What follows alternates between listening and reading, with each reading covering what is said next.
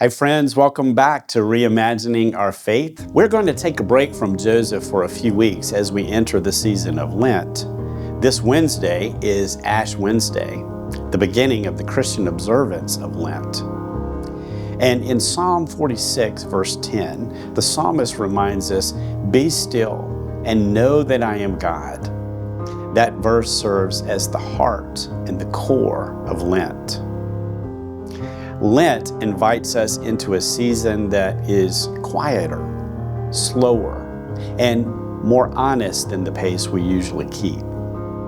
It's a 40-day journey that mirrors Jesus' time in the wilderness, a time of reflection, surrender, and preparation.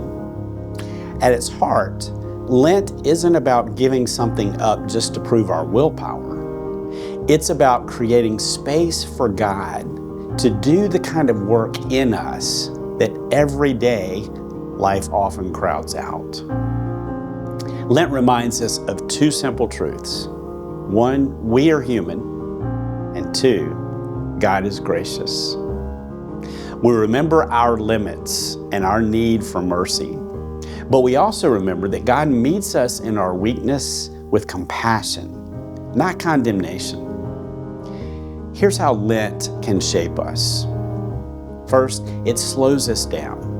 Lent gives us permission to step back from the noise and distraction so we can hear God more clearly. Second, it helps us to let go. Whether we release a habit, a comfort, or a pattern of thinking, the goal is to loosen our grips on whatever keeps us from God.